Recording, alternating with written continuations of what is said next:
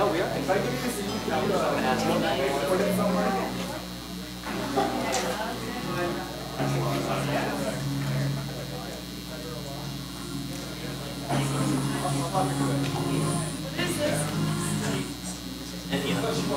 of Days. No, actually, that's the song title. I mean, yes, there's the album, but there's also the song.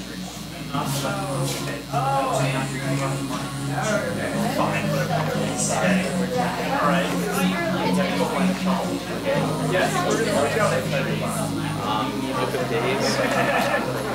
Book of Days. Book of Days. Yes. Holy cow!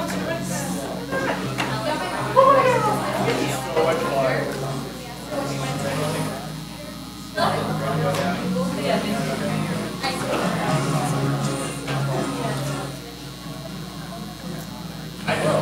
Like,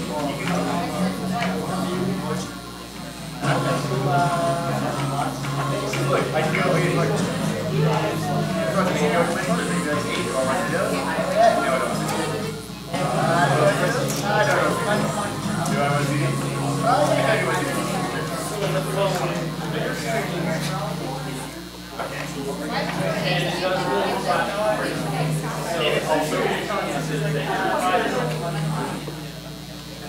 I suppose nobody in this community.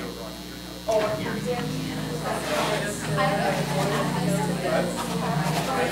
Look, I mean, did I even add a picture?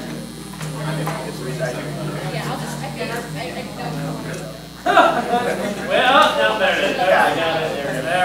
There we go.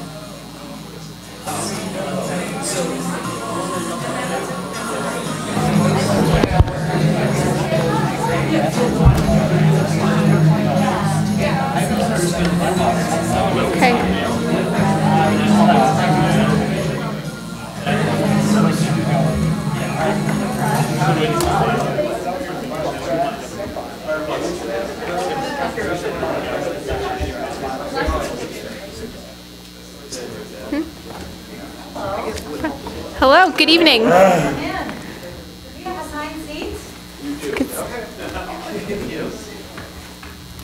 If you guys would join us in front.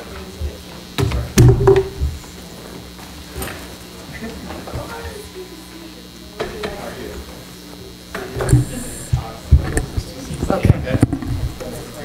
Much as crowded as us for a board meeting.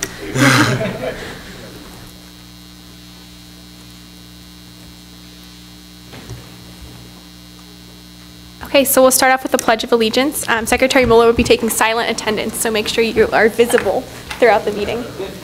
I pledge allegiance to the flag of the United States of America and to the republic for which it stands, one nation, under God, indivisible, with liberty and justice for all. On that note, do we have any proxies? Just making sure. All right, everyone, thank you so much for being here, and thank you especially for President Snyder and the the chairman of the Board of Trustees, Bud Koch, to be here as well. We're really grateful for them to be able to take a little bit of time off their busy schedules and kind of be here to talk about certain plans that the university is going to be implementing, or the things that have already been implemented. So with no further ado, I think the president is going to say a couple words, and then the... Oh, perfect. All right.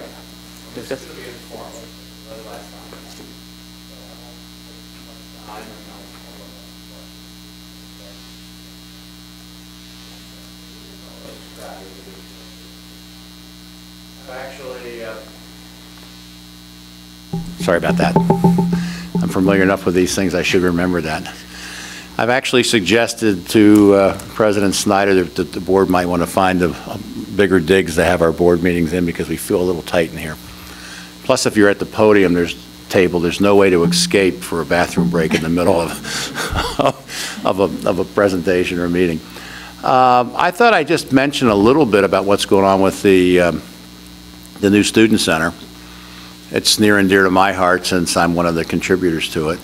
I did sit on, with Barbara's suggestion, on the Architect Selection Committee, along with, we had 2 students, one graduate, one undergraduate.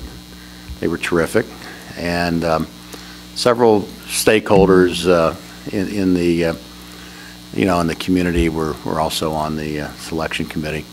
So, Bud, Allie was on that with Right, you. sure. Yeah, I didn't see her. I was looking around for you. I didn't see you sitting there.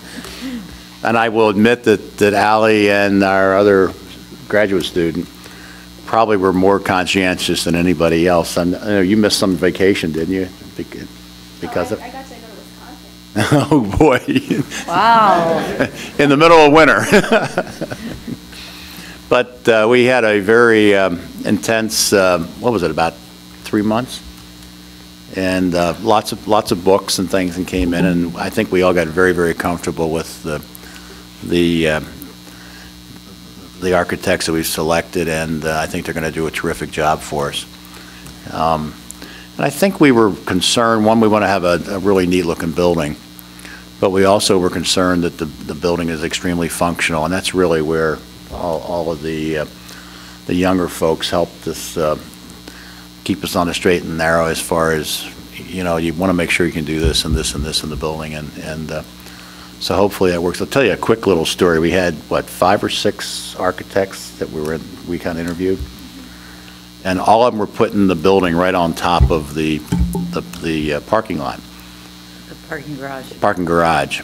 And the one that won said, well, that'd be a great idea, except that it won't hold it. And you're going to have to rip the whole thing out, and the water table's too high, and we had our engineers go in and look at this stuff, and all the rest of them claimed that they had done the same thing, and it's like, how do you miss that? So, I mean, it's like a duh. At any rate, we are in the process of finalizing their contract, and we hope to get started on them real soon. And I'm, for one, looking forward to it. I think it's going to be a great building, and they had some really good ideas. I mean, it was obviously what they do is it's kind of preliminary, where they give us, their for a freebie, they kind of give us their 15-minute shot at what they think a building might look like, and kind of how they're going to program it. And they're all very, very adamant about the fact that this is their first shot, and that they're going to do thousands of sketches and give us plenty of opportunity as time goes on to kind of do the highest and best kind of design. But here's a idea that they would throw out. And, we obviously, as a selection committee, we're kind of looking at it with bated breath as the various architectural firms came in with their various ideas. And we try not to get too tied up with the particular idea, and more looked at their process and how we felt like we'd work with them, et cetera. So this particular firm has had a huge amount of experience with student centers, probably more than all the rest of the folks we interviewed combined. And that did give me, for instance, a lot of comfort. So other than that, we've got lots of other buildings going on. I'm sure you've seen what's going on down at Euclid Avenue here, and we're getting close to signing another retail, kind of a food kind of tenant, which I think is very important. I keep on looking at how close the North Residential Village is to that immediate site, and think about all of the, really, we're going to supply the customers, if you think about it, the school is. And, we need to have some ability, forget about the pizza parlors and the bars and all that kind of stuff. We'll have that stuff there. But you need some just basic stuff, too, like the ability to go and, buy something food-wise or whatever. So we're trying to get the right mix of retail in there. And in this economy, it's a bit of a struggle, but we're working really hard at it. We probably lost the drugstore. We had a drugstore early on that was looking at it. And, most drugstores do have some convenience stuff, so it would be kind of a fit for it. But at this point, the major drug chains aren't willing to commit to much of anything. So I think we're looking more toward more of a food side with maybe a little bit of the, maybe they'll have a card deck or something like that, where, like you would typically see in a CVS or something like that. With that, I think I've said enough, Barbara. Okay. Well, We'll open it up to questions. We are excited about the Student Center. The only thing I want to add is that Bruce Losine, our Senior Vice President for University Relations and Development, believes that this is the first student center we can find that has been built without debt service. In other words, without bonding and then paid back with student fees, built totally with fundraised dollars. So we are excited about that. And I like to say to all of you, it really is a gift from our donors to our students for years to come. And we think it will be great. The wing that you know and love so much was never designed to be a student center. This will be the first truly new one we have. So a couple other things that we're doing. It's been a long time coming. We were reminded of that. Long time coming. When we announced one of the last gifts, we were reminded of that at the last board meeting by. Just how long people have been waiting for this. So a lot of people, I know you all have been waiting for it a long time, but people who go back years say they've been waiting for it even longer. It's great that that's coming along. So just a couple other things, and then we'll open it up for anything you'd like to talk about. We are moving forward with the Provost's leadership and Vice Provost Don Feek's leadership on the initiative on undergraduate advising, which I know you've been thinking about and talking about, and we hope that you will be noticing some things that students will find to be improvements over the next couple of years, and we'll be rolling part of that out this year. And the second thing, and these are both connected to the strategic plan, is to mention the international initiative and David Fleschler's work, our first associate provost for international affairs. His strategic plan will be done soon, I believe in May, and the biggest push, the first thing will, oh, I'm sorry, I thought that was on, will be the study abroad international experience part of it. So not everybody will go on a semester abroad. It can be shorter things that we hope will be meaningful, but they are looking at lots of different ways to make sure that undergraduates who want one have an international experience, and we really want to encourage more students to have that. So they're working hard on getting that out, and you will be able to see it, well, you'll be able to see it if you come to our website over the summer. But in addition to that, when you come back for the fall, you will be able to hear more about that. So with that, we'll just open it up to questions or comments. I can't help but put a plug in for Weatherhead, because speaking of international, part of their program is that they do at least a week somewhere. I've got a daughter-in-law that's in the executive program, and they're on their way to Vietnam, of all places, in the not-too-distant future. My one son went, and he went to South Africa, and I can't remember where the other one went. It's a mental lapse, but I've had two of my guys went to Weatherhead, the graduate school, the MBA school. So anyway, if anybody's thinking about an MBA and they want to go abroad, that's part of the program and the advertisement. Okay, so now we can take questions.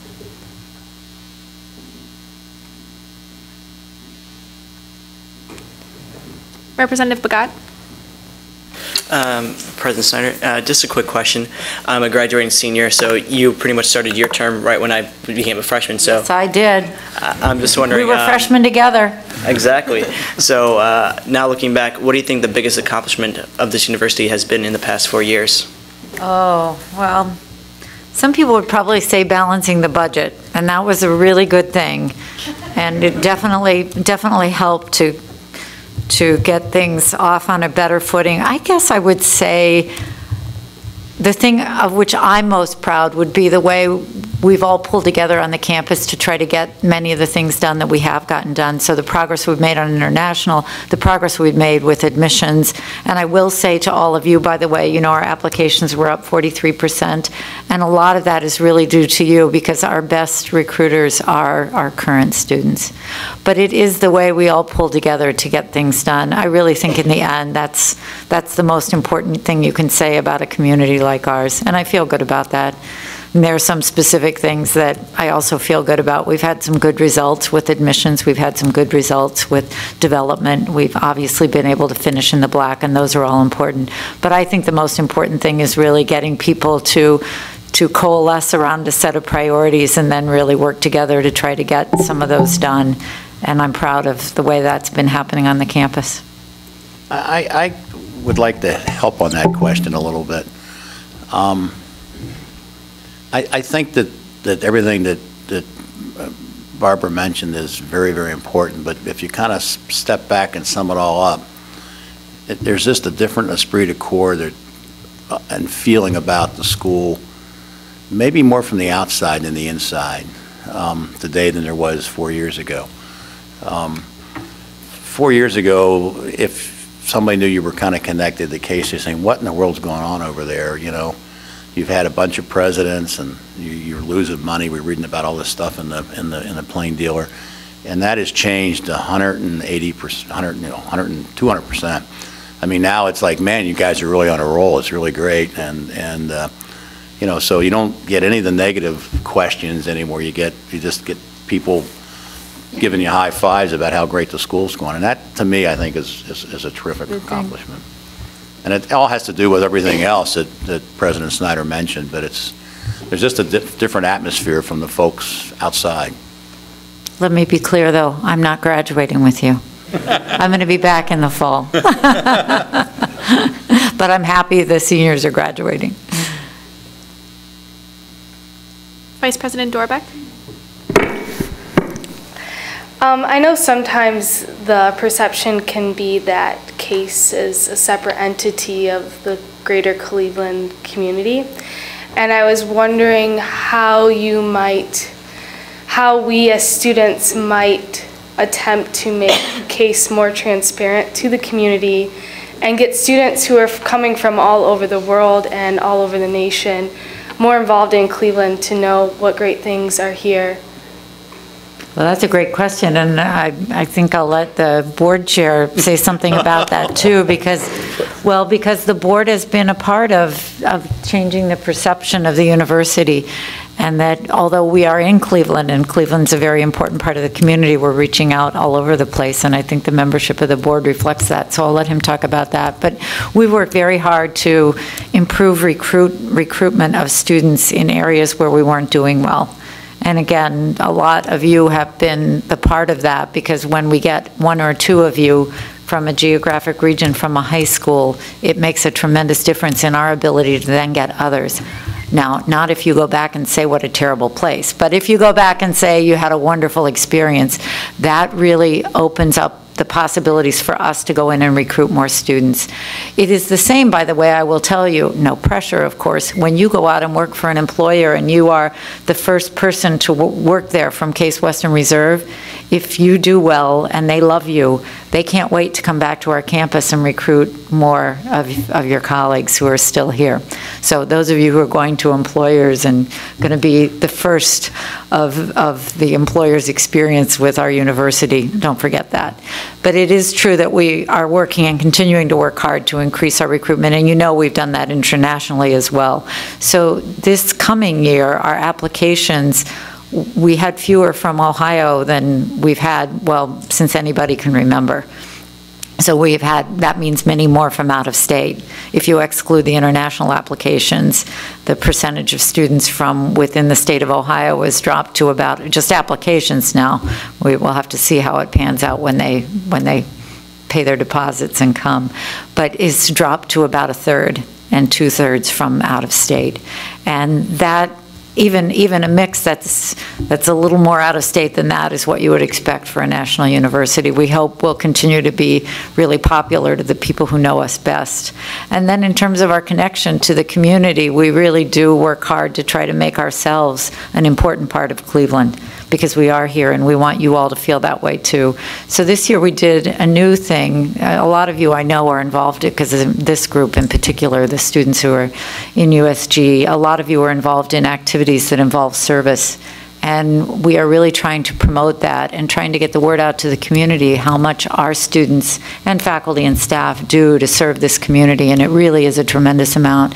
So we've done now for the last couple of years an annual report on our community engagement, and for the first time this year we decided to have a special program to encourage and to recognize students who were willing to commit to a certain level of activity in community service. So those are our inaugural community engagement scholars, and we had almost 100 of them who completed the program this year, and I am truly proud of that group. They came to my house for a reception a couple of weeks ago, and I got to hear about all the things that they were doing, and some of you were in that group in the community. So I think we want to continue to push that hard, and then to recognize students who do it. We think your employers, your future potential employers, will care about the service experiences that you had, because it says something about the kind of people that you are, and we think it's important for employers to know. So we want that formal recognition to be able to follow you around, just like the courses that you took here, the curriculum that you spent time with while you were here for 4 years. We think that should be a part of it. So Bud, you want to talk about the board? Well, I think it's a really good question, and you know, my sense is that the community realizes how important CASE is, you know, to the community, and they really want CASE to do good because it's such a vibrant part. A lot of people will say, you know, the great hope for Cleveland in the future is that this institution and, you know, some of the hospitals, et cetera, in the immediate area thrive.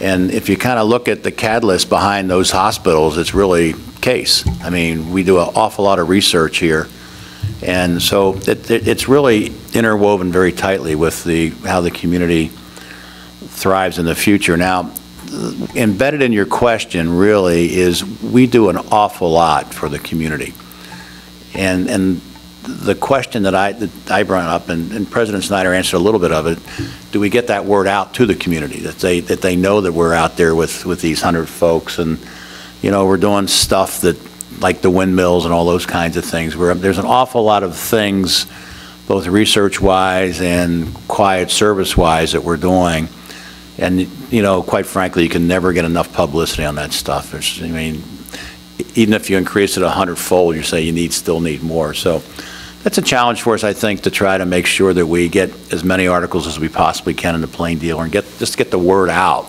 and whatever other form of communication we can use so that the community knows that, and by the community, not necessarily the leaders, but the folks that are living and working here every day know that, you know, what we're doing in the greater Cleveland area. So, great question. Do you want to mention the board and how geographically diverse it's become? Yeah, and that actually, it's a good news, bad news. It's a good news, bad news thing, in that several years ago, I've been on the board since I think '99, and we made a conscious effort because we are, let's face it, a national university, and we're a national research institution. And, you know, quite frankly, we're not regional. We're not a John Carroll, which it really is a regional kind of institution.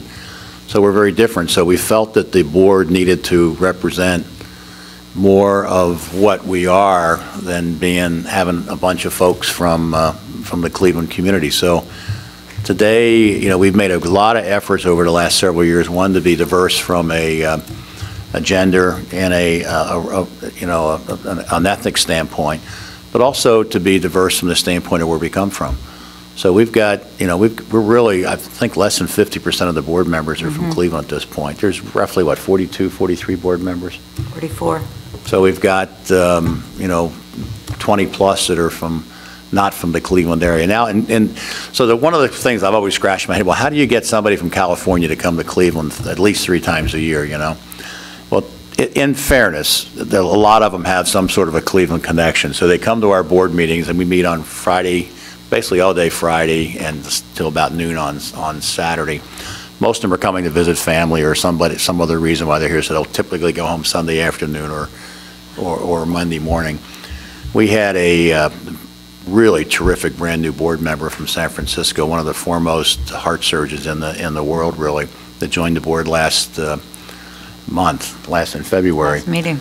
So we're having dinner with Vince and his wife, and Turns out his brother lives here. So I'm thinking, well, how did we get this guy? He was going to fly back to Carmel, and he was going to do 5 or 6 open heart surgeries on Monday morning, and then he was going to drive up to San Francisco and said, I'll have a really nice dinner with my wife, and I got 5 more scheduled for Tuesday morning. I'm thinking, how does this guy get the time to come to Cleveland for us, which is terrific.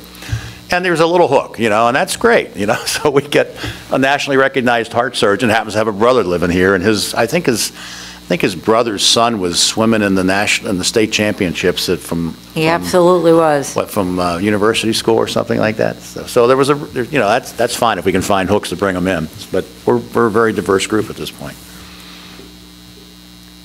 Vice President Downey?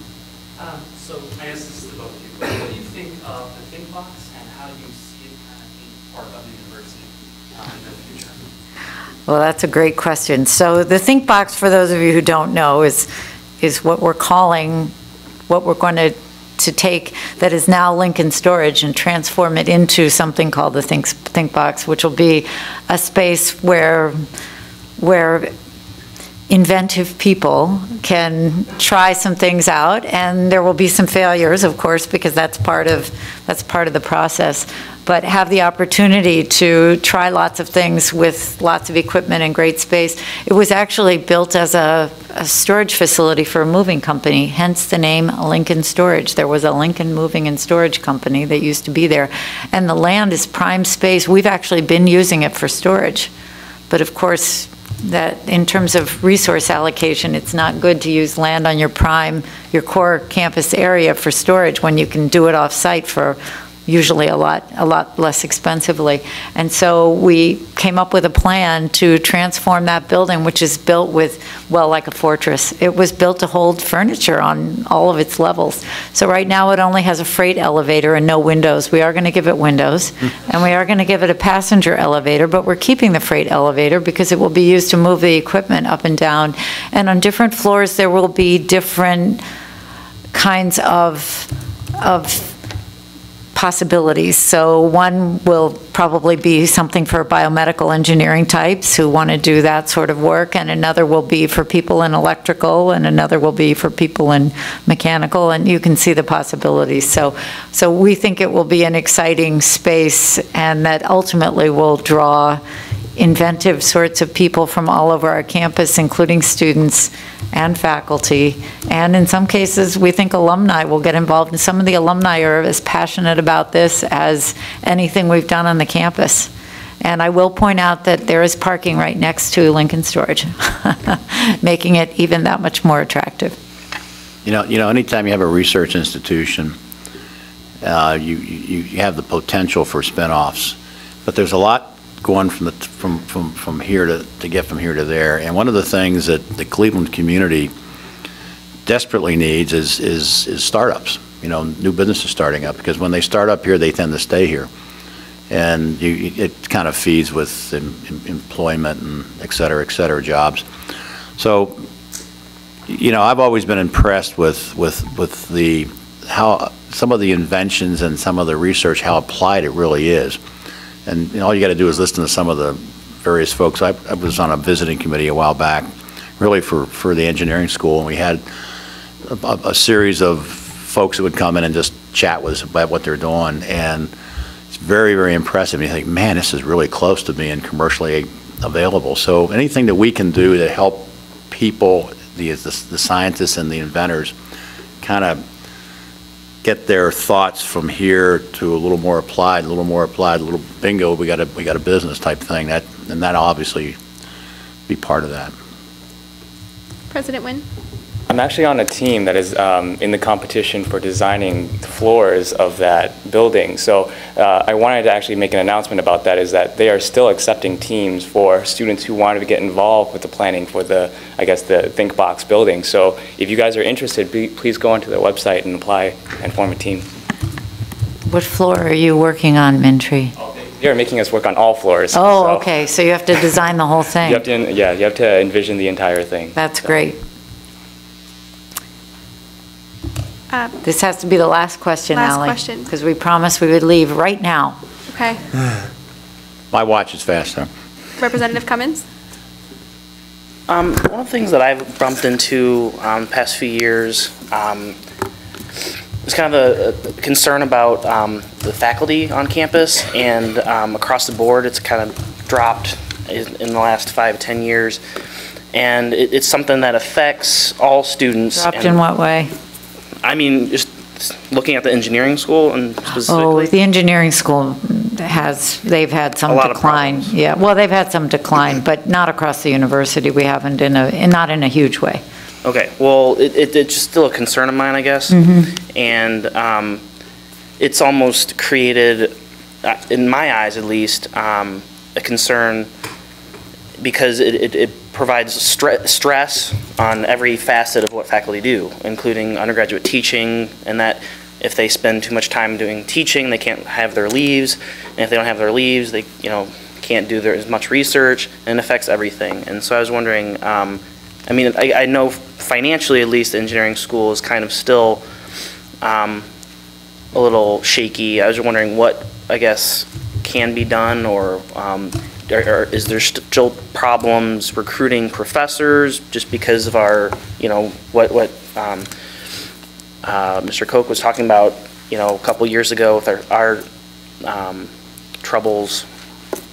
Let me take an initial shot, and then I'll let President Snyder finish up on it. But all I will say is that the administration and the board are acutely aware of what's going on in engineering, and we have authorized a fair amount of money to be spent to hire star faculty. And that process, the provost is a kind of, and then the dean are both doing that. So I know a lot of that money was put aside towards specific initiatives, and that was the group model of different hot topic science initiatives. But at the departmental level, I think it's been being seen as more of a problem than necessarily as like a university-wide recognition sort of level. So we've invested, it's true, in 3 interdisciplinary areas. They span multiple departments, but they're all interdisciplinary because that's the focus of the university and its strategic plan. So we're focusing that hiring, and the first hire was already made, and that was Roger French in materials, who also works in energy. So the 3 areas are in areas of engineering related to health. Some of that will be in biomedical engineering, but some of it will be in other departments as well. We have people who do that work in mechanical, and we have people who do that work in materials as well. And then energy, and again, that spans multiple departments. We have people who do that across different departments in engineering. And Roger French, who's the new faculty member who was hired through that process, is an example of that, although I believe his appointment is in materials, but he does also work on energy-related things, and some of the other people who work on energy are in a different department. And then the last area is advanced materials, and we're really looking for people. It's an area of great strength for the university. So it isn't spread equally across the departments. It really is designed to allow the engineering school to make some great strides in areas that we think are connected to the future of engineering. But it is not a panacea for all the schools' issues right now. It will help bring in new blood, and the first person who was hired had a great career in industry, actually, and brings a lot of that and interest in doing work that might have some commercial application down the road, also in addition to the other more basic research he does. And we've had a number of candidates come in, and we haven't had anybody else start yet, but that process is underway. And while you may want that money to be spread equally across all the departments, there was a very focused effort to look at the areas where we thought engineering had some really great potential, where we already had some strength, and all interdisciplinary areas, because we do want to invest in those, and areas where we think students will be drawn in the future. Just undergraduates in general, they aren't spread in that sort of interdisciplinary, I guess, areas, and it's kind of, you see undergraduates suffer, I guess, as opposed to like university research initiatives. Well, I don't think the students who are going to be taking Professor French's course are going to be suffering. It's a very small thing. I understand, but the faculty members that we're hiring through this will bring a lot to the engineering school and will be good for everybody. And I think that is the most important thing to say. It is not designed to not care about undergraduate interests. We do care about that, and we care about the engineering school and how it's doing. It's a key part of our future, and that's why we were willing to invest this money, with our belief in its future, and we continue to draw some very, very talented students, both undergraduates and graduate students, to come to engineering. We would be crazy not to be concerned about the experience they're getting. We are, and we're working on that. It's not a short term. It didn't happen overnight, and everything isn't going to be fixed overnight either. But just to underline it one more time, we were just coming into the black, and we authorized a large amount of money because we said, we know we got a problem here, we need to fix it, and we need to spend some money on it. So it was a very unusual kind of board meeting, and to sit there and authorize a very large amount of money when you're barely, your budget's just starting to recover in a specific area, but I think it was unanimous. I mean, there was with a lot of questions from the board members, but at the end of the day, they said, this is something we got to do. End of story. Well, thank you very much. I want to thank the both of you for coming here and taking the time to meet with us tonight. I think it shows that your presence tonight, how deeply you care for the student interaction here. And at least in my experience, that's how I felt for at least my 4 years here. I think this will surely continue, just based solely on your dedication to always putting students first. So I want to thank you so much, and have a good day. Thank you. All right, thanks.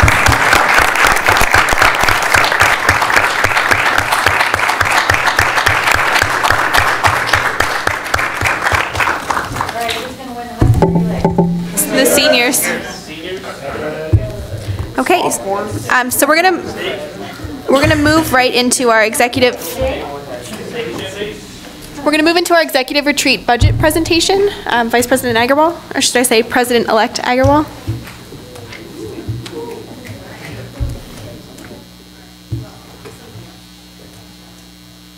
You gonna share your extra special announcement first? Well, I'm going to do the budget first, and then this extra Then special there's an announcement. extra special announcement. Okay, guys, so this is the executive retreat budget for this summer. It's going to probably be held in the week after finals in May. And basically, most of the budget is made up of food to keep us alive those couple of days. I think one of the heavy expenses is probably the dinner with administrators, which we've done for the past couple of years. It's a really good experience. We invite, administrators who are willing to come for the last day of retreat, and we do kind of like either a dinner or a barbecue kind of a thing. Also, dinner at Colleen's is always very, very nice. So a lot of money, we put more money there. Other than that, I think it's pretty self-explanatory. If there are any questions, yes. What's the Monday bonding activity? So generally for exec retreat, we like to do one fun activity, kind of brings exec together. It was not decided yet. In the past, it's been bowling or a movie night or laser tag or something, but this retreat budget was made kind of out of reference from previous budgets. So I was given budgets from the past couple of years, and I looked at that, and while it has not been decided what the activity will be, generally this amount was budgeted for it. So we don't know if we're going to use all of it. We may not, probably won't. But that is generally, the activity is something as a fun activity that exec does together. Representative Bagat. So is the Tuesday dinner at Colleen's, are you guys ordering food or are you guys cooking food? And if so, what is on the menu? Generally, we go to Colleen's house, and it's generally always, she makes all the food for us, but I feel like we should probably be helping her a little bit. I do not know the menu as of now. It's always a surprise. It's always very delicious. It's usually barbecue. Usually barbecue. Any other questions? Representative Lupton? Say the exec retreat is again? It is going to be starting Sunday, May 8th to the 12th, Wednesday the 12th. Any other questions? Parliamentarian Brubaker or 11? 2 questions, I guess. How many administrators are you expecting for the Wednesday dinner? I haven't contacted administrators yet, but the last retreat that I went to that had the administrator dinner had probably about 20 administrators in attendance. Okay, and then I guess follow up to that, there are 9 exec members, 20 administrators, so that dinner is for roughly 29, 30 people. Mm-hmm. You have $300 budgeted there. And it seems like compared to that, the other amounts for food are actually very high for only 9 people. So the reason why that amount is because in the past it's been a barbecue. So we haven't decided whether it's going to be a barbecue or it's going to be an indoor dinner. If we decide it will be a barbecue, generally it won't be like a fully, special dinner, so you won't need as much money, but we can definitely move this money around to accommodate for that dinner. I'm just speaking in terms of cost per person, though. Most of the meals are just for 9 people. That one is for 30 people, and it just seems very unbalanced. Actually, for the Tuesday breakfast, we will probably have old exec in attendance as well. Even so. A lot of this stuff has been a little bit over budgeted, but like I said, we don't anticipate to use all of it, but we never know. My limit that I was given was $2,000, so even so, I'm under. So, Vice President Downey? I was actually just going to make the same point. General Assembly actually passed this as a line item for $2,000, and President-elect Agarwal has actually gone less than that. So she's trying not to use that. And even though those amounts are over what they probably will be, you have to be safe. So it's better to be transparent at this point and be under budget than to be over budget. So. Representative Dooner? Correct me if I'm wrong, but exec members receive housing extensions during the retreat. Yes. Is that costs money somewhere? No. This is Okay. not, has nothing to do with Housing the extensions are generally a courtesy of Housing and Residence Life. Oh, that's nice of them. Okay. Right. Okay. The Just wanted to make sure. the previous budgets that have been presented to General Assembly are generally just for the, activities that we do. It's not any of the behind logistics stuff. Okay, so that. Yeah. Okay. President Nguyen? If I could add, what this also pays for as well is sort of like we also do an assessment, or at least my executive group did, an assessment from the Career Center in terms of leadership styles and whatnot. I thought it was very beneficial, so that's something that this could also go into as well. That's not really, that you don't see up there, but the test itself is $10 per exec board member. So depending on what test Divya plans to do with her executive board, she might have that line item up there as well. Any other questions about the executive retreat budget? So at this point, I believe we vote to confirm the budget. No vote. Okay. I just need to present. Just for transparency. Yep. I do have an announcement, though. And this is the extra exciting. This is really exciting. The Vice President Nichols brought this to us himself this evening, and so so it's a student life-related thing. I'm just going to read it, and you guys all can rejoice afterwards. Bon Appetit at Case Western Reserve University will open a Denny's all-nighter this fall. The newly added concept will be located in what is now the Silver Spartan Diner space. The unique quick-serve eatery will fulfill a long-time student demand for late-night dining. The menu will include Denny's signature breakfast and lunch dishes, burgers, munchies, and a barista bar, offering blended specialty beverages, iced and frozen coffees, and fruit smoothies. With a student-focused menu that contains craveable comfort food favorites from Denny's. It's sure to be a hit on campus. For more information about Denny's All-Nighter, visit www.dennysallnighter.com. That's where you can see kind of like a concept, an example concept of what this will be like. Will, in fact, it be open all night? We don't know that. So it's a partial nighter. The concept of Denny's all-nighter is that it's open late. Yeah. We're still working out the kinks in that, so we'll see. This was just presented to us, but I know VP Nichols said that the breakfast is available all day. And breakfast is Representative Williams? great. Will they still serve milkshakes? I think it says iced and frozen coffees and fruit smoothies. So, I mean, this won't be related to the Spartan Diner anymore. This is completely Denny's, so. It is, I think it's wow. franchise, yeah. So many questions. I have a lot of questions. Okay, Representative Dooner. I don't, like, this is out of the blue for me. I don't know if you've heard anything about this. Do you know what's going to happen to the Silver Spartan? Is it just like a management change that, is it, because I know some people that work there, and like, how's that going to work? Any idea? Not yet. I don't think we actually know what happened along those, but this is definitely like a switch. It's not a switching company, so there must have been a deal or something that's going on. However, this is going to be Bon Appetit is like responsible for this concept, so. Representative Opati? And will they still take like case cash or meal swipes or whatever? We asked about that. Because it's run by Bon Appetit, we're assuming yes, but we don't know yet. We don't know like what the arrangement will be in terms of case cash or how many meal swipes or anything. Secretary Mueller? Literally just got this like right before GA. Do you know if the Silver Spartan will remain silver or if it's going to look like a Denny's?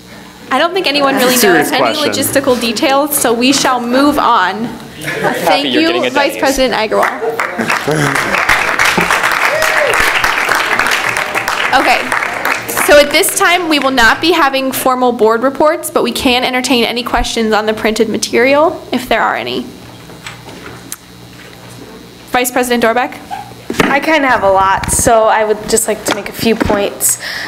Spring Fest is this weekend, and I know that it's Easter and a lot of you might be traveling for the holiday, but I will be sending out a Google document with, and I'll be doing it right this time, the first time, with multiple signups including Spring Fest, Twing Study Over, which is April 26th, and CWR Live, which is this Thursday. So please sign up as soon as possible. I really need people to cover Springfest and Twing Study Over.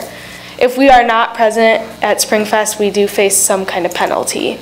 So as long as I could have people there. Okay, Thank any you. other points on board reports? Okay, seeing none, we'll now move on to our old business, which we did not include Bill 20-13, 14, and 15, but those are still on the table and do need to be voted on tonight. They're also not in the agenda, so I think we're going to try and bring them up on the screen.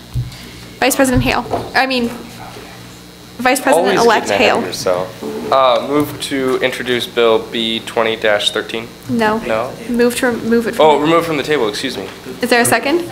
Okay, is there a speaker in the pro? So pretty straightforward here. This is the operating bylaws changes. We're just reiterating what these were. This was to clarify a contradiction between which parts of the bylaws could be suspended. There are only two provisions, and this just clarified that. And it also codifies that attendance records will now be public. Open to points. Okay, seeing no points? Yes. Okay. We've been doing it this year, but this codifies. Okay. Points for discussion. Representative Hale. So, this might be just my naivety showing, but what's the difference between these bylaw changes and the ones that went on the ballot previously? So the stuff on the ballot was constitutional changes, and constitutional changes have to be voted on by the student body and approved by a 2/3 vote of all those voting the referendum. These are internal bylaws, and so only USG votes on them. It just affects the way that we run our own system. Okay, any points, other points for discussion? Representative Williams. Call the previous question. Is there any dissent in voting on Bill B 20-13? Okay, seeing none, we'll now vote. All in favor, please raise your hand.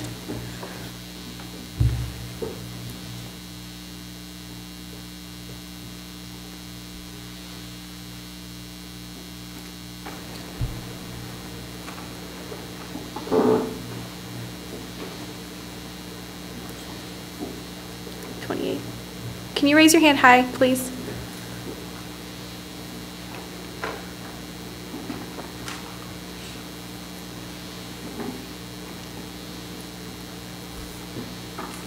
Okay. There's quorum.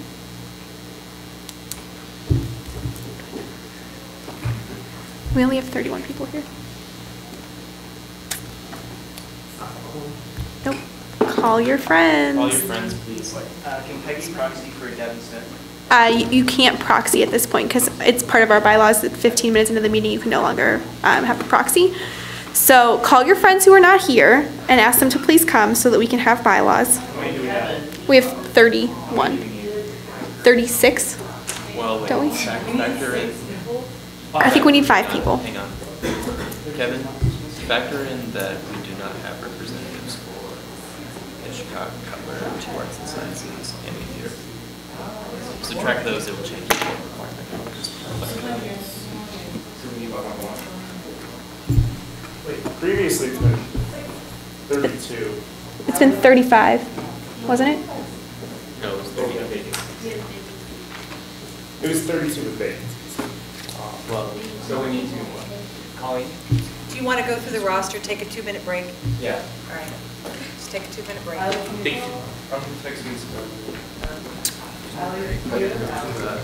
Who?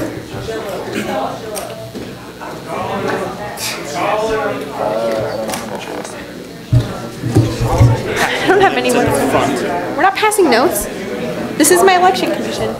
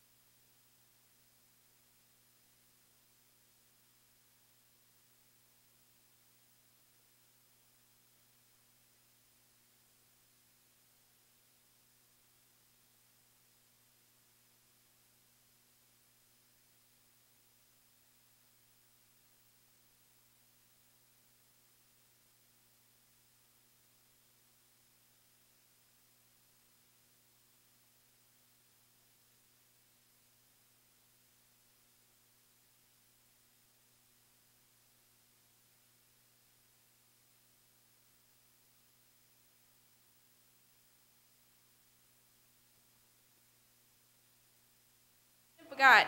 Oh, yeah, you sneezed during when Bud Cope was speaking, so I want to say bless you. Oh, thank you. I do have a point for open forum. So very seriously, I have a lot of classes in the nursing school, and I have to cross that road by Wolstein Research Center all the time, and every time I do it, I fear for my life because they took the stop sign out. And I was wondering if anyone else has that like fear for your life problem, or yeah. So maybe we can investigate why I almost die all the time. And I think I've almost run into people who are darting across the street as well. So it's both sides. Vice President Agrawal. So a lot of crosswalk issues that are happening in the area is because of the construction. But they took out the stop sign. Right. I mean, so there are stop signs that have fallen. There's a yield sign by Wolstein that has tipped over. They've kind of closed off one whole sidewalk. A lot of construction equipment goes on that road, so that crosswalk has been, in really bad shape and removed. However, I'm going to email Dick Jameson, VP Jameson. Okay, never mind, we do have 4. What is information? Okay. Just nobody leave. We have 4 exactly. Are you sure? Because we lost Yes. Boo. He's volunteering. Okay. Point personal privilege. No, absolutely not. Can we please have order? Okay. She was finishing her sentence. So to fix this, well, what I will attempt to do is email VP Jameson and explain to him that that situation, that area is dangerous for students who are trying to cross to go to Wolstein, to go to the nursing school, and see what he can do about it. Right now, that the condition of that area is primarily, I think, because of the construction, but that's no excuse, so. Tumultuous situations. Okay, shall we move back into Bill B 20-13? We had a call to previous question, which we suspended, which we will now vote. Oh, nope, we've already done that. So we're going to raise our hands again if you are in favor.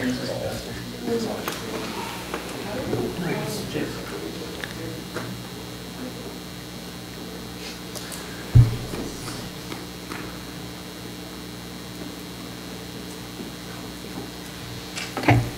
All opposed? Abstentions? Okay. The bill passes. Congratulations. We now have operating bylaws. Can now, Vice Representative Bogat? Move to detable Bill 20-14. Okay, Bill B 20-14 is now detabled. Speaker in the pro. So these are the funding bylaws changes. Just moving back through them again, just real quick. The only things I think we really had any controversy over were the loans provision. The rest of it, I think everyone was pretty well in agreement over. VP Downey, would you like to say something about the loans? Well, actually, there were two things. I apologize again that I wasn't here last GA, but the one was the loans, and the other one was also the ad hoc committee. And I've talked to President Wynn, and we're going to change the wording of it a little bit. But the loans, the reason why we decided on moving this to the Finance Committee was actually twofold. The first was to kind of make it similar to all the other funding processes that we do, rolling funding and reallocations, which we actually have to approve to GA anyway.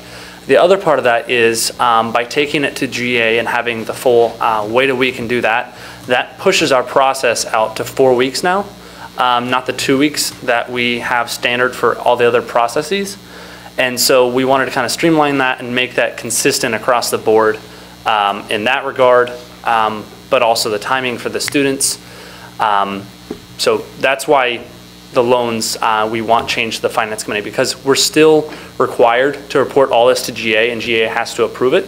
But now it can have a shorter period of approval, so students can actually do the event, you know, when they need to, and it's still approved by GA.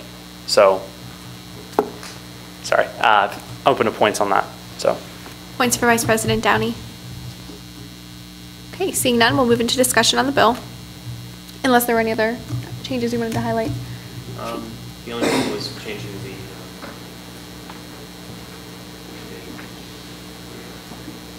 It's the ad hoc committee for the Finance Advisory Council, which is something that can be entertained as an amendment within discussion.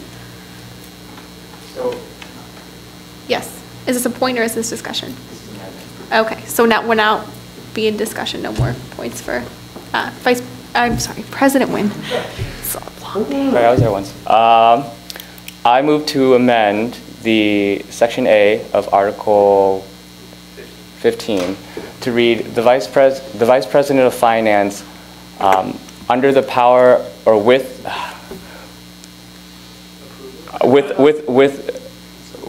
under the power of the President will or no. By consent of the USG President? Sure. to make it actually consistent across the board, wouldn't the President actually Yeah, have to so how about establish- just put the President? Yeah. USG President.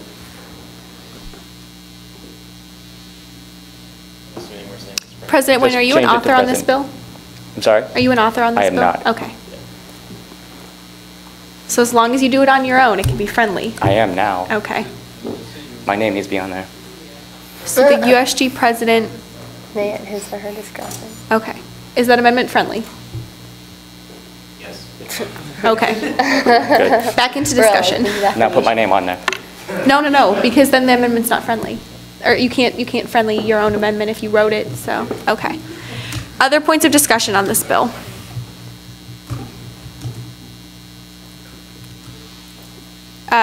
Representative Bagat. Secretary Moeller. This was sent to the student groups, yes. Did they have any comments on them?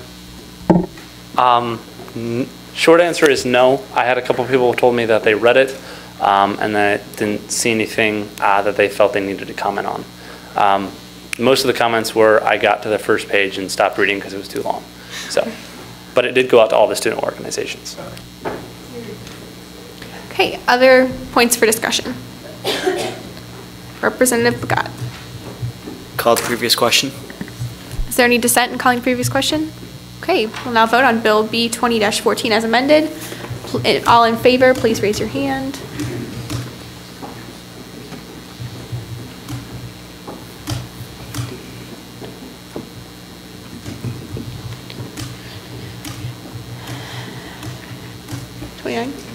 Okay, all opposed?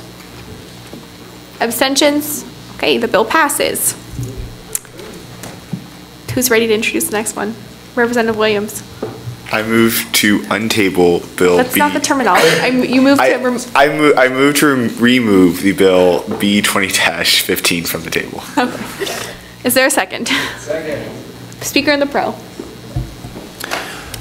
This is the election bylaws revision bill.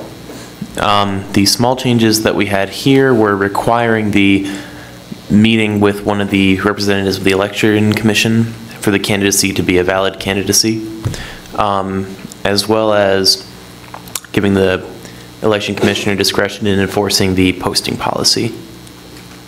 Open to points. Points for Parliamentarian Brubaker. Okay, seeing none, we'll move into discussion. Representative Brown. Move to amend section J to read that at the discretion of the election commission instead of the election commissioner. That way, these are not unilaterally enforced punishments. Is that friendly? Yeah, that's that. Okay. Other points for discussion. Representative Sabe.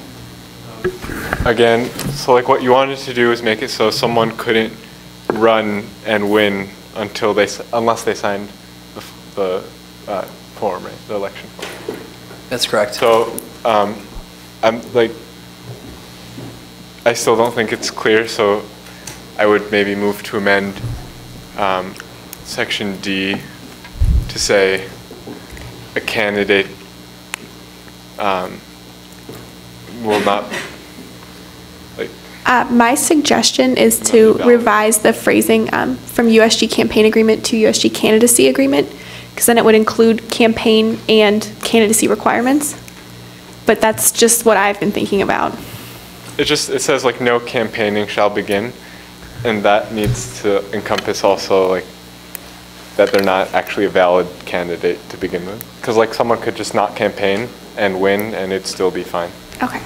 So if anyone can word it properly. Any takers? Representative Williams.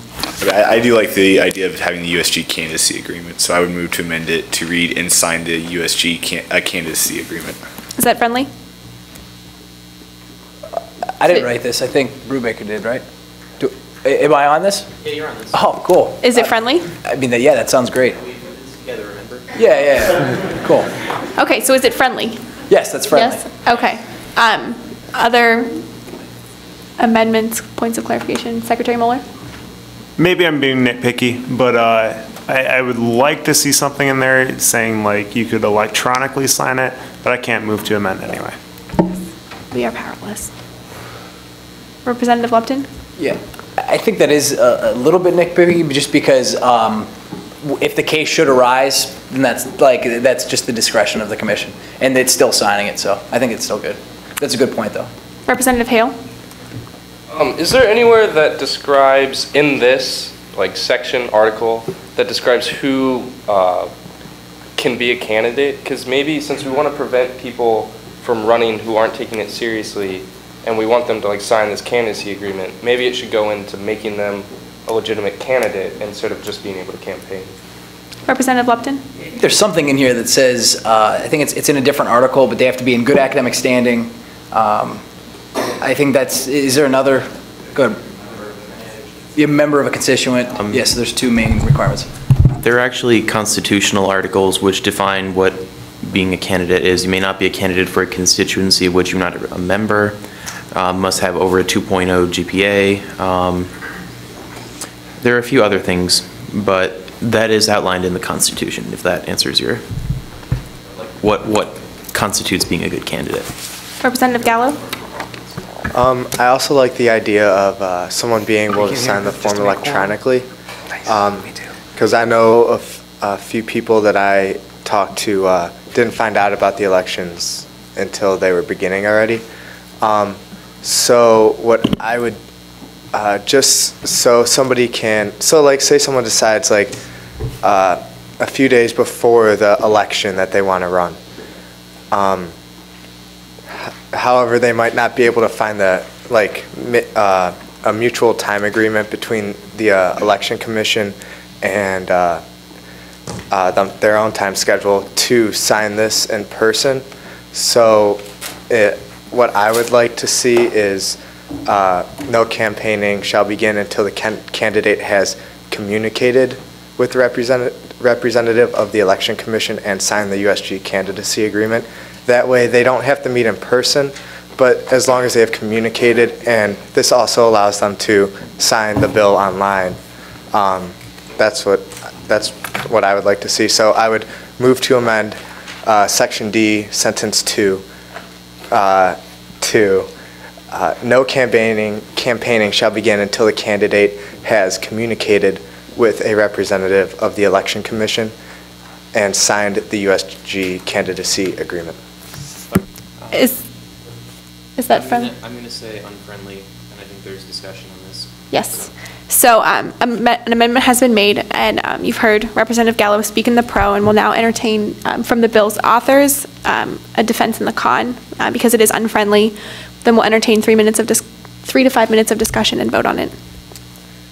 I mean, I would almost just say contacted, but at the same time, I've seen a lot of hands here, and so I would like to hear that discussion on the amendment before we decide what we're going to do with it. Okay, so we'll move into discussion on this amendment. President Nguyen.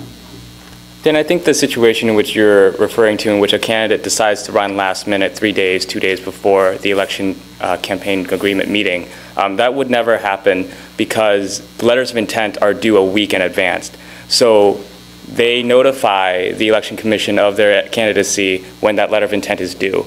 And then the election commission then will then figure out a day the next week in which they will meet. So that will never happen. The other point in which we want to make sure that students are actually meeting with the commission is that there is FaceTime and a conversation is had about what are the requirements and responsibilities of a representative.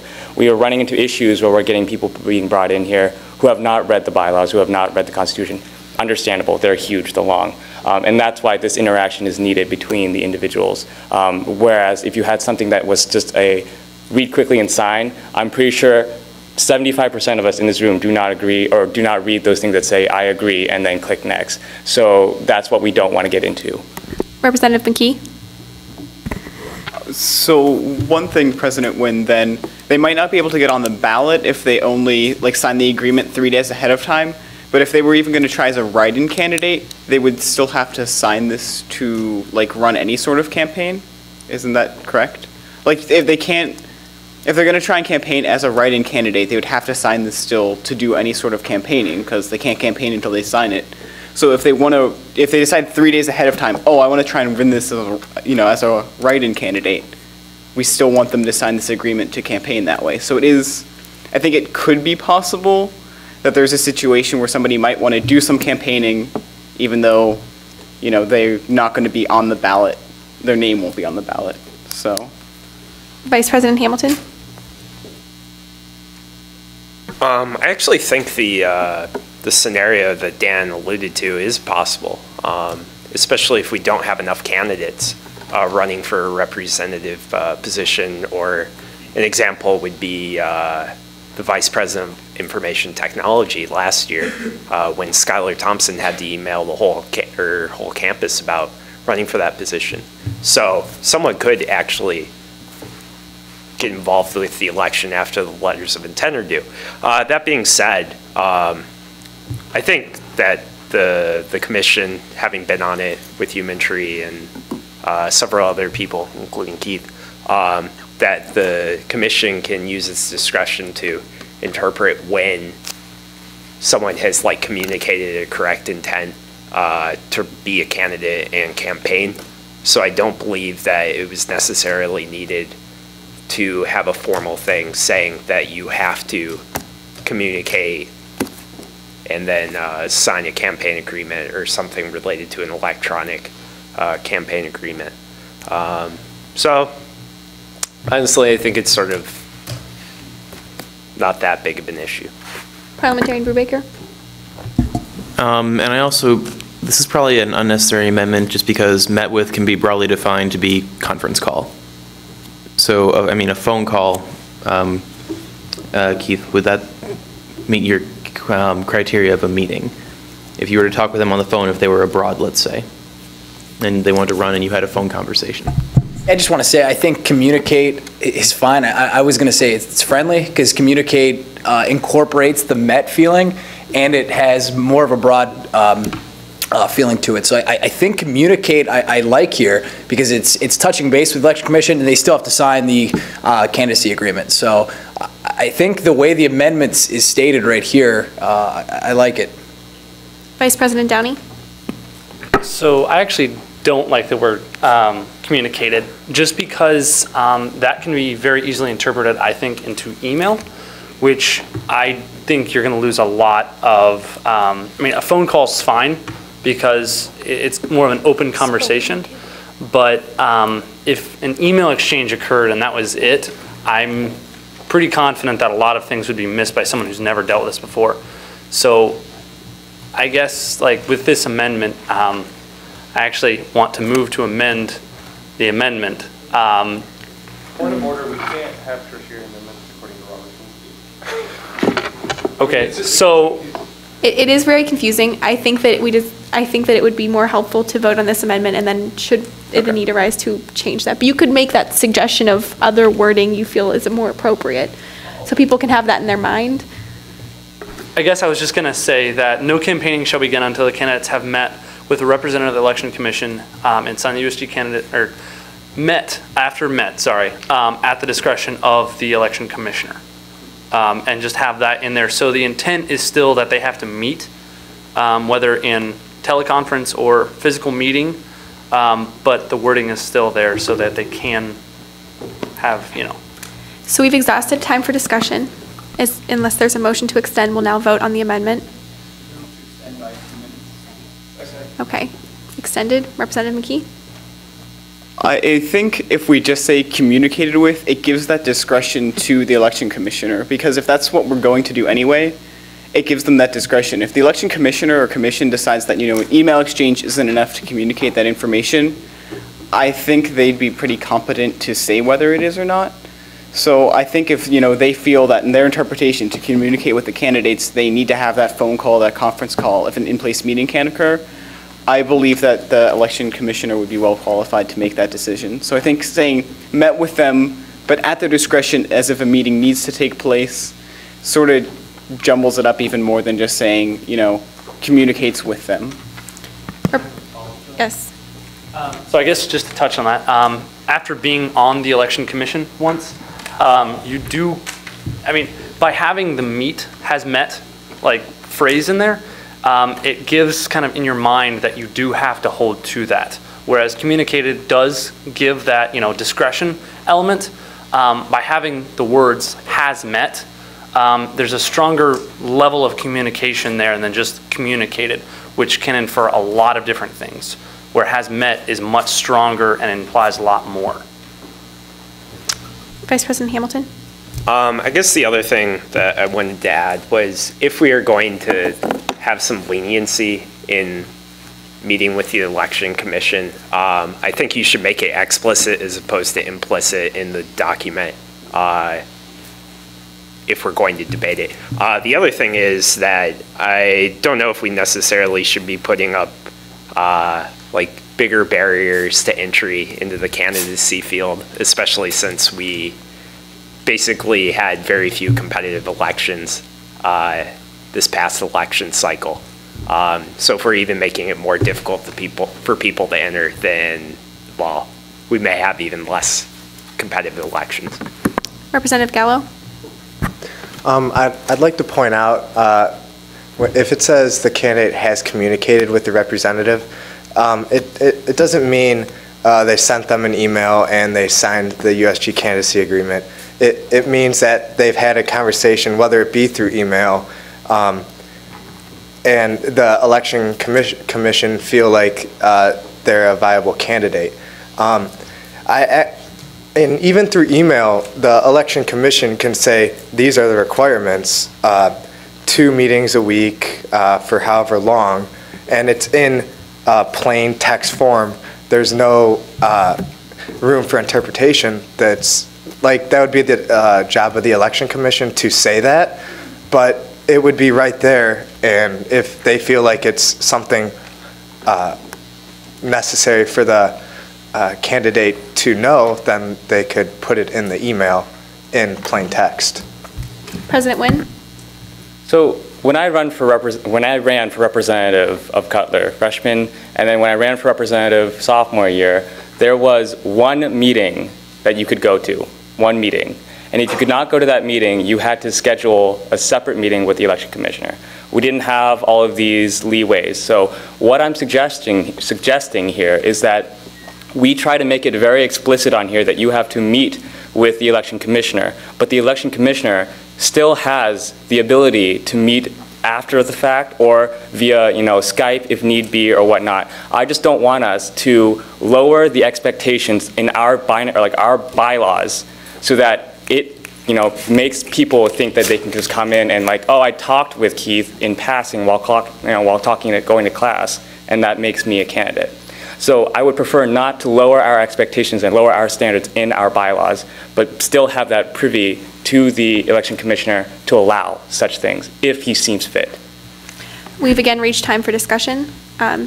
So if there is no motion to extend, we'll now vote on the amendment, so those in favor of passing the amendment, which would indicate a change from meet with to communicate. So you wanted to say communicate. Please raise your hand.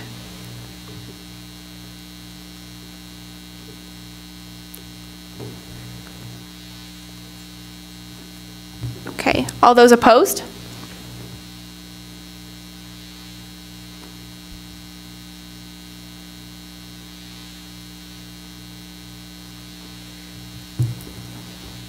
Abstentions?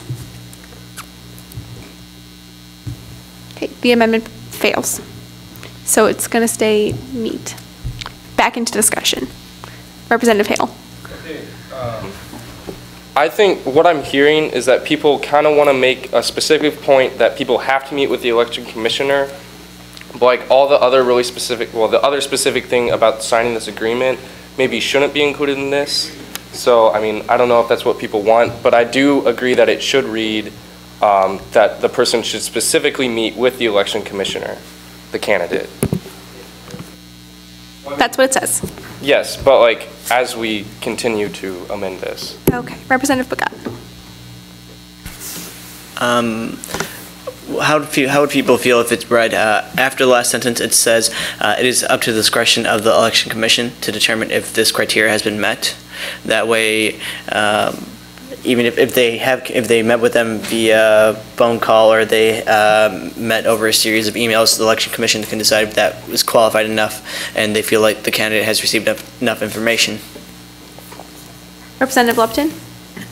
I think, tell me if I'm wrong, but I think that's implied. If it says met, I can interpret met that way. So that's my feelings on it. And I'd like to amend.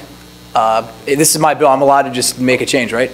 It would be more helpful if you suggested it to someone else than it was friendly. Okay. So actually, or you can amend it. We will vote on it. Vice President-elect Hale mentioned something about, so Section D, second line, it says no campaigning shall begin. I can't read under my glasses. And the candidate has met with the representative of, so maybe it should explicitly say election commissioner? Is that what you were suggesting? I think I would like that.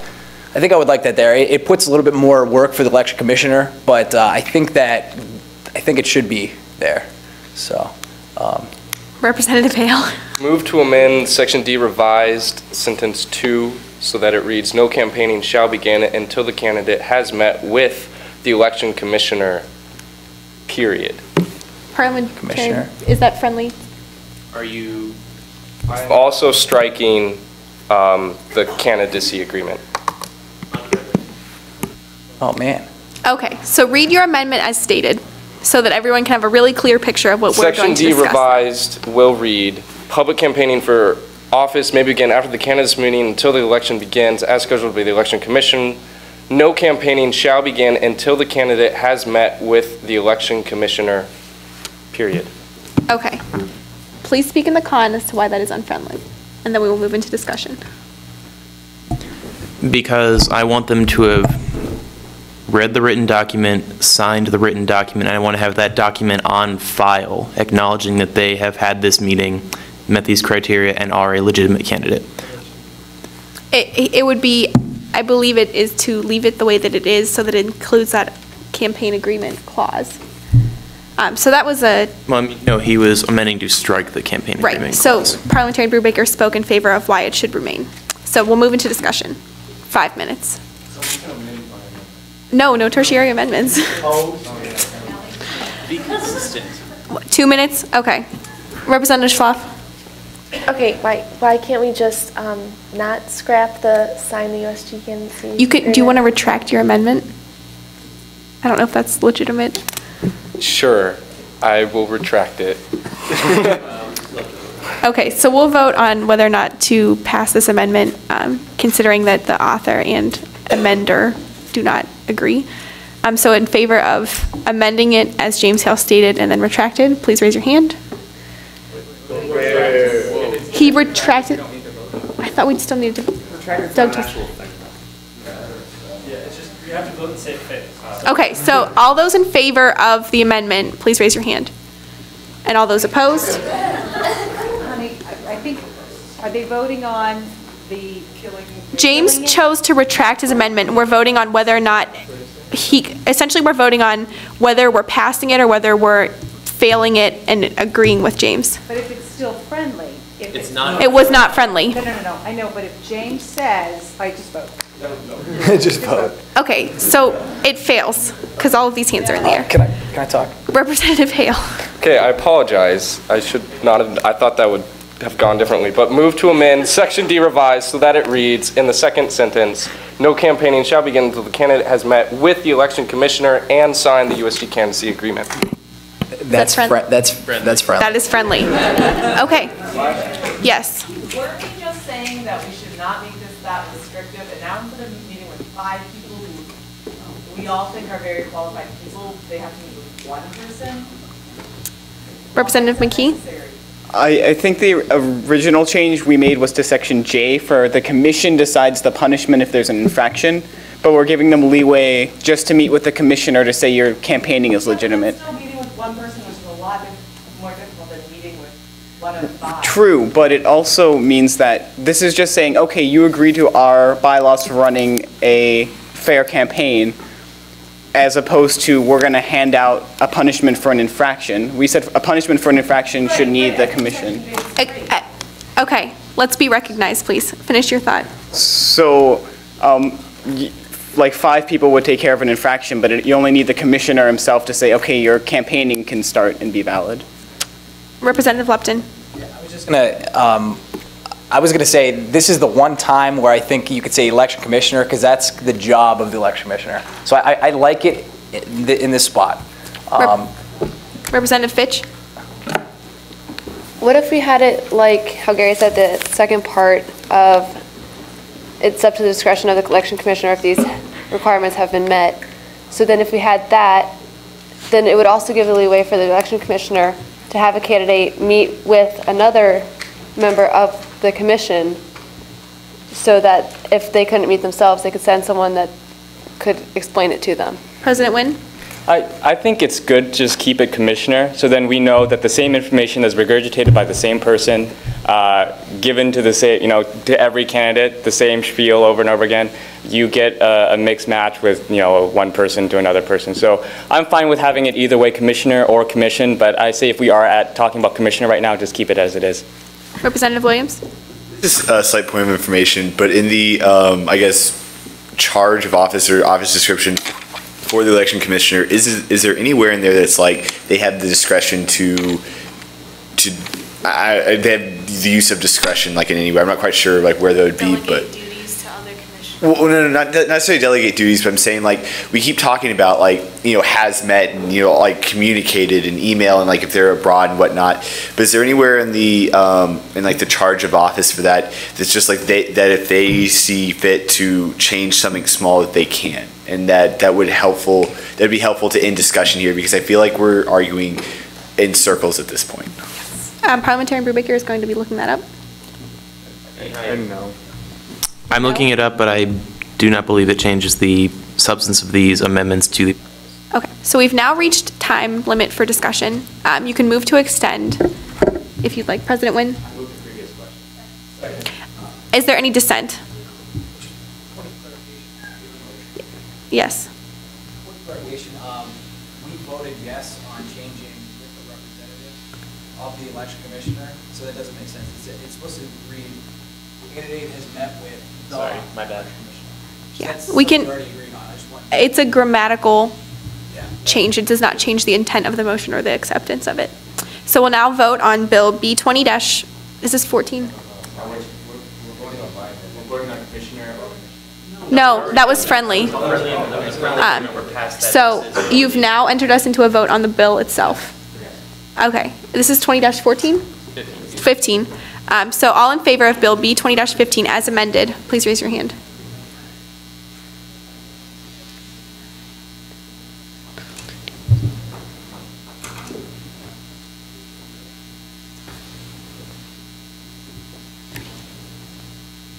Okay. Yeah, okay, all opposed? Okay, all abstentions? Okay, it passes. Is there any other old business tonight that we've missed? Okay, so we'll move into new business, starting with the election of the USG secretary. So at this point, if there are any other nominations, you can make those at this time, or you can move to close nominations. President Nguyen? Okay, Andrew Brown, would you please take the podium, and Tadbir Singh, would you please step outside? I'm sorry? Speeches will be 3 minutes to use at your discretion, 2 minutes to use at your discretion. So you can have 30 seconds for speech, a minute and 30 seconds for questions. Use at your discretion, starting. Keith's got a question really quick. Yes. I know, is this new this year, doing this semester? This discretion thing? Yeah. We decided it was more effective because some people only want to talk for 10 seconds or 20 seconds. Some people want to say it's all in my report, so to allow them to use that time for questions if they see fit. Okay. Ready? Oh. So you're going to keep all of your candidates on this ballot. Okay. And you may start now. Okay, hey, my name is Andrew. A lot of you guys know me. I will be next year a junior. I'm an econ and psych major, and I was secretary my freshman year for our freshman caucus. I was an at-large member, but I was still secretary. And this year I've had the honor of working with Kelly in the IT committee to be the secretary for that committee as well. So my goal is really next year, as I was thinking, what I wanted to do next year was really, the goals I had were very internally based. So the goals I wanted to make were to make USG more efficient, more transparent, because those are some of the two main issues that students on this campus have with USG. So that's my goal of what I want to use the secretary position next year to work with. So some of my ideas for what I want to try next year are taking you guys, when you vote on something, keeping a record. That way I could have a spreadsheet of how each representative individually voted for something. That way your constituents can see how you specifically vote on specific bills. To work with the representative resources section of the website, because honestly, I don't think anybody uses it, but it's got some good stuff in there. It hasn't been updated since September. To help, my other goals are to put summaries at the top of the minutes, because that way you don't have to scroll through the 10 pages. and just work with minor things, work with representatives to help secretaries and other committees get their minutes in on time, because sometimes there aren't minutes for specific committees. So just helping to increase those type of things. Open points. Vice President Downey. So you mentioned working with the caucuses and committees and that kind of thing. How does that role kind of work with and overlap with the speaker? Well, the speaker's role, if I am right, works specifically with the speakers of the individual caucuses. So my goal would be to work with the secretaries of the individual caucuses in a similar way with the speaker. Hey, one more question, Secretary Mueller. One issue I've had personally as secretary is knowing when to keep my mouth shut, and because as a representative you have free reign to talk, but as secretary you don't. How would you handle that? 10 seconds to answer. Can I finish the question or no? Yes. Okay. In regards to this question, I feel like being on like the judicial board has really taught me like where you can and cannot make decisions and say something on. So having the ability to not say something, I mean, you can have your voice, you can ask somebody else to state your opinion if you truly have something that's that strong. So if I ever had an opinion that was that strong, I feel like I could talk to somebody else and see what they thought about it as well. So I think that's how I would handle that situation. Thank you, Representative Brown. You can step outside.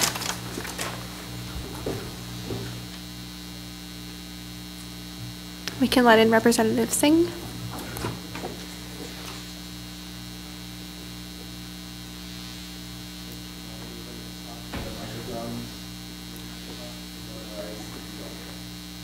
Super helpful for our transparency to all those viewers at home. Yeah, Matt Gardner wants to hear you, so. So you have two minutes to use at your discretion for speech and questions, starting when you start. Okay. My name is Tadbir Singh, if you don't already know. I'm the representative of Pierce currently.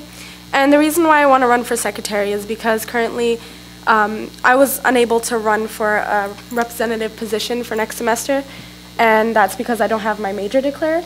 And I still want to be an active member of USG because over my previous year, like my freshman year, I really loved being a member of USG. I think it like improved my freshman experience. And yeah, and in the future I want to run for exec position, and I know that the secretary sits in on exec meetings, and it's a great way to get your foot into the door. And you know, like junior, senior year, when I do run for an executive position, I'll have some kind of experience. So I'll open up for questions, if anyone has any. Secretary Mueller. What are your other time commitments? Let's see.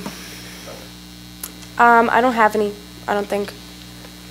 I mean, I'm an APO, but that's completely separate from this. Hey, Parliamentarian Brubaker. Please state some specific things you would like to implement as secretary, or what your vision is for the position. Well, from what I've observed with Kevin, he's, I remember in the beginning stages of being a representative, he was really helpful, like he talked to us and stuff. And I think that that is one of the most effective ways to be a good secretary, is to help the freshmen, usher them into a new kind of environment and help them be productive leaders. Okay, 9-second question. Lupton. How fast can you type, just out of curiosity? Pretty fast. Do you have a count? I mean, it doesn't really matter. I just want to know, do you have a count? What's that? Like 80 words per minute, 60 words? No. Okay. But that's okay. You'll learn. Yeah. Everyone will learn. You can test it online. Perfect. Thank you, Representative Singh. You can step outside. Fun fact, you can test your typing speed online. There are websites that do that for you. Good times. It is. You can also, when you do word count in Microsoft Word, it'll let you know the grade level that you're typing at. So when you write really technical papers, you can like look like 23rd grade level. Can we go silent, please? So we're going to do, I'm going to say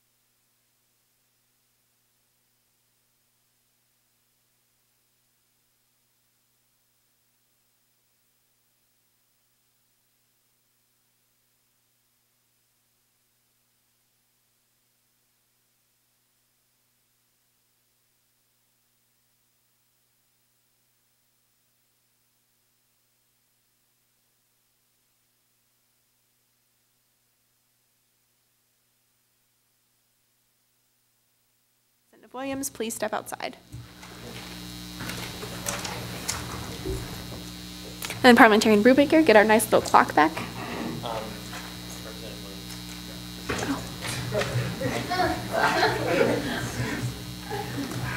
And then are we audible again? Okay.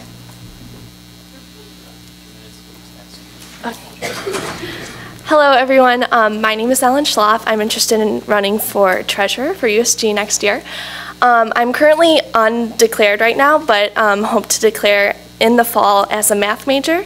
So I'm really good with numbers, and I'm really excited for this position. I'm running for the position of treasurer for next year because I'm interested in having more interaction with the USG recognized student organizations. And I currently serve on the Public Relations Committee, where I've had a lot of experience interacting with different clubs and participating in being an effective communicator throughout our campus. And for next year, I'm looking forward to having a position on USG with more responsibility. And I believe I would make a great treasurer because I have communication skills, which I think are important when dealing with student groups. Even though I've not been on the finance committee, I've spent time working in the USG office, learning the tasks of the treasurer, and I actually got to do some disbursements and deposits forms in the past couple weeks. So, yes. Questions? Vice President Hamilton. Point of information, you're electing. At the discretion of the General Assembly, yes. You have the power to elect up to 2. So hypothetically, if we had 2 senators, who do you think would complement?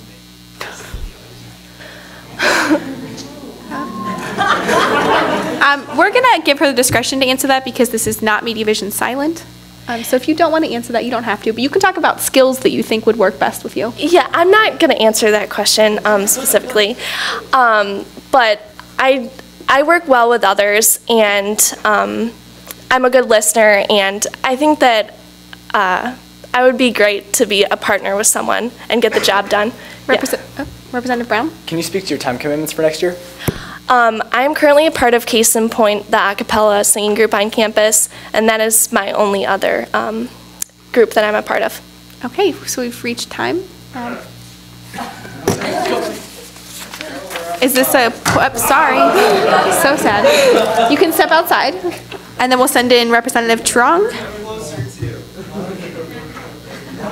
Okay, so at the General Assembly's reference, you do not have to write down 2 names if you do not want to, but I mean, unless there are 2 people who have majority vote, you know what I mean? So, like, it's probably a good idea. You can write down up to 2. Up to 2 names, so 0, 1, or 2 names. Yes. So, how are we deciding whether or not we're electing 1 or 2? There will be 2. There will be 2, but if you... Yes, so we're going to elect 2. So if you only want to write 1 and then you're like abstaining from the other vote, it's tricky. Yes. So even if one person has 80% of votes and like another has under 50 or whatever. It'll be the top 2 just people. 2. Yep. It'll be the top 2 people who have 2/3 of. We don't run our pluralities. Okay. We'll handle it, yeah. So 2 minutes at your discretion for speech and questions. Okay. So basically, my name is Stephen Trong. I'm the Weatherhead rep. One thing I'd like to be more involved is to know more of the student organizations. With Weatherhead, I'm mostly connecting with people within Weatherhead, obviously. And I think with Treasurer, I'll be more involved with USG as a whole. One thing I just want everyone to take away that why you should vote me as your Treasurer is that I'm taking initiative to learn more about this position. I've only been to finance meetings like maybe 1 or 2 months ago, and I've met with Treasurer or previous Treasurer Jazo to try to learn more about what the position entails, and so I've posed interest in that. Yes. So I was just open to points. Vice President Hamilton. Who do you have a better friendship with the other 2? Okay. You don't have to answer that. Okay. Other questions? Representative Beckett. Can you talk about your other time commitments that you'll have in the fall? Yeah, I'll have like 15 or 16 credit hours. See, I'm I am chair of a fraternity. I work at Mandel School. That's about it. Representative Dooner? How familiar are you with the current the current disbursement policies and all that kind of thing? Are you a treasurer for any groups, or you said you met with Treasurer Shaw, but have you gone to finance committee meetings or anything? Yeah, so I started going to finance meetings after I was like Weatherhead rep, like maybe in February. I've attended like the bylaws and got a little bit of exposure to that. Attended like mass funding. I'm not any other treasurer positions on here. In my letter, I did mention that I was treasurer in high school for a French club. Okay. That is time. So you can now step out.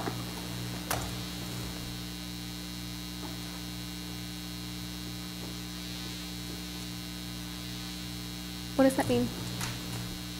It means that a candidate must have more than 50% of the votes to be elected according to our bylaws. Yes. And so if two candidates do not get 50% or more, there will be one treasurer. More, but. Okay. We can't elect 3 though, can we? No. Because you can, yeah.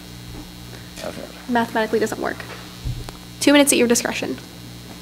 So most of the information, my name is Colin Williams, I'm running for treasurer, and but most of the information that I'd like to say is in my letter of intent. But because I do believe that actions speak louder than words, just kind of clarify one thing I said in there. I see very much the role of treasurer as a very important thing because of the trust that we build with the students. And because of the trust that the students come to us as finance committee and as treasurer saying, we want to hold this event, we want to do X, Y, or Z. And that in turn, the treasurer's job is to come back and say, okay, we can, that here's, we're going to reimburse you for it. Because let's be honest, we're college students. We're not going to have as much money as, somebody, like President Snyder, for example, who can just hold stuff at her house. We can't. So we need part of the student activities fee in order to do that. We're entrusted with that. And, to kind of illustrate that, the other day at Relay for Life, a good friend of mine entrusted me with something very important, and it's this blue umbrella. And when he left, he forgot to take it with him. And so I'd like to return this because that's the trust that we have. And I know it seems silly, I know you can laugh at it, but it's an umbrella. It may be worth just $10, but it's worth something. In turn, though, it's also the treasurer's job, just as the students hold the treasurers accountable, it's also the treasurer's job to hold the students accountable. So for example, today I lent our speaker my calculator, and so now I'm going to get it back. I didn't know this was happening. And with that, I want you to know that that whatever it may seem up here, I do take this very seriously. I do enjoy having a good time just because that's who I am, but that I want you to know that this is something that I will put my heart into. And with that, I'm open for questions. Rep. Moser. I'm just what are your time commitments like for next semester and next year? Next semester, I have a very fair course load, nothing too much. I'm in my fraternity, I'm recruitment chair, but that will probably wane out after the first 2 weeks of school. Okay, we've reached time. You can now step outside. And I guess the clarification on that is if there were to be a 3-way split, no one would be elected and we would have to re-vote, that's where I got confused. You know what I mean? Because each person could only get 30% if it worked out exactly like that. So we'll now have discussion. We'll allow 5 minutes for discussion. Vice President Downey?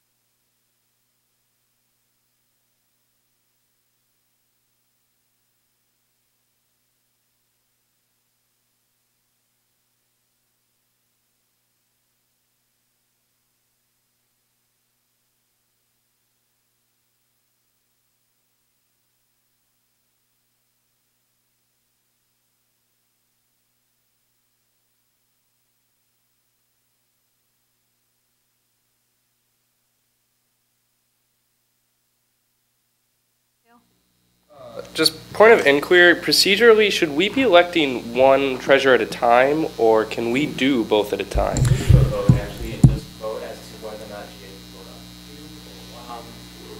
I know it makes sense with the 50% thing, but just so then people are clear, so then we're putting down 2 names on here or 1 name, so then we're all on the same page.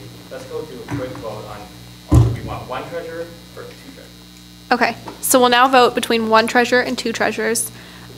So in your mind, decide which one you want so you don't waffle when you see people's hands go up. Okay, so if you're in favor of 1 treasurer, please raise your hand. Okay, and if you are in favor of 2 treasurers, please raise your hand. Okay, so when someone calls the previous question, you'll be writing down 2 names. Vice President Downey. All 3 questions. Is there any dissent? Okay, so right. You don't have to, but there will be 2 treasurers. So you can either write, it's like an abstention for 1, you know what I mean? Or an abstention for both, but there will be 2 elected tonight. Okay, so now we'll have approval of the Fall Election Commission. And hold your thing up for parliamentary improvement, Gary and Colleen.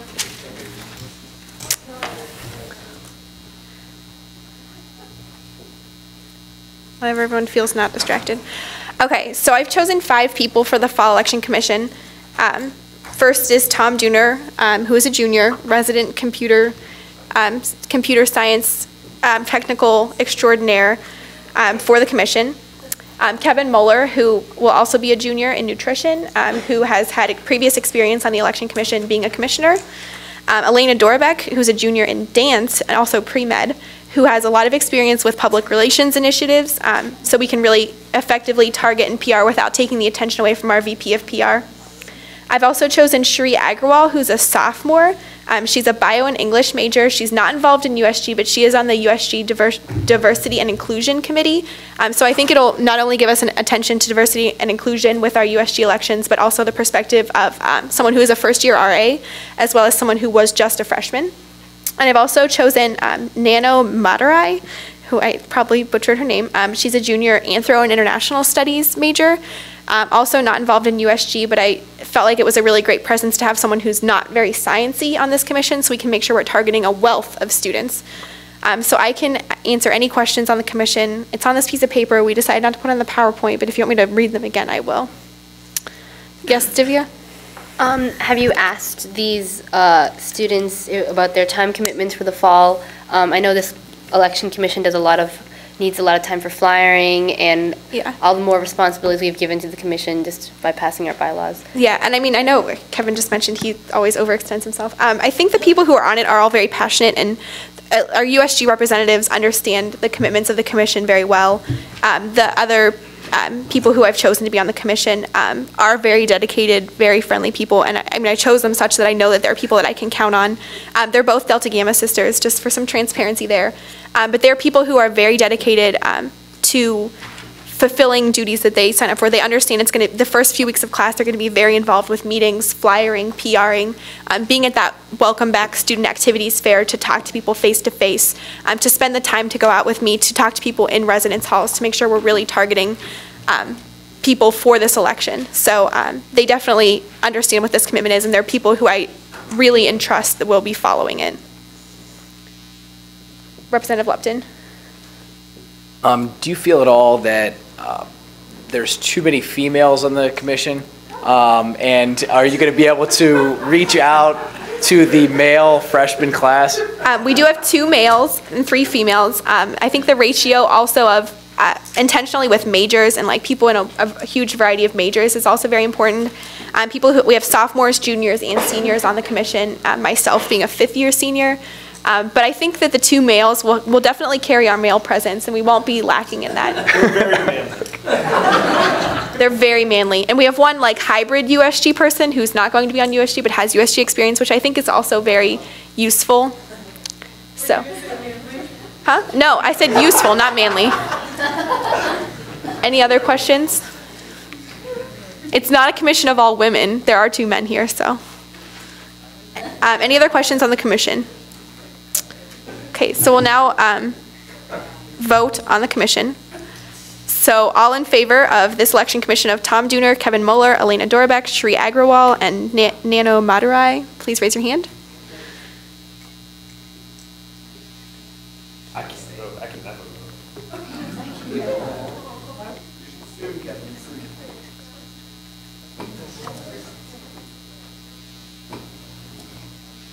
29? I got 28 or whatever. All opposed? Abstentions? Okay, so note the proper use of abstention, just because I know we've had a lot of just parliamentary procedure note, but it passes. But a proper use of abstention is like you can abstain from a vote if it conflicts personally. So like this was a great usage of that because these people are on the commission. So great, that was fun. Any other new business? Okay, so we'll move back into open forum. We'll allow 5 minutes more. Representative Williams? Actually, kind of going off your point earlier in the mini open forum about construction, I know myself and a bunch of other students were shocked to find the binary walkway again under construction and not kind of getting any sort of notification whatsoever. It's just like, oh, by the way, it's closed again.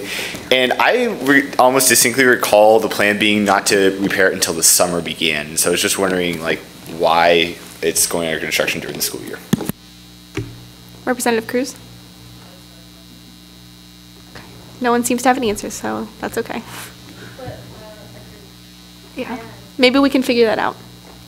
President Wynn? It's being rebricked. It's being rebricked. Steve Campbell would be the person to ask about that, probably. Vice President Agrawal? Yeah, the piping. Right. Yeah, this is two separate things. So all the construction that's going beside the binary walkway, that's for a chilled water system. I'm not sure why they're doing it now, but they want to. Well, that's going to be done. That's going to be done. That's what I was the talking rebricking about. is something separate, and I can look into asking campus services and maintenance to kind of be wary of notifying the students ahead of time about these construction projects. Okay. Representative Gallo. I'm going to start something new, just like a mini caucus report, because we never had caucus reports. Oh, okay. I just wanted to, because even though it's the end of the year, freshman caucus is still meeting.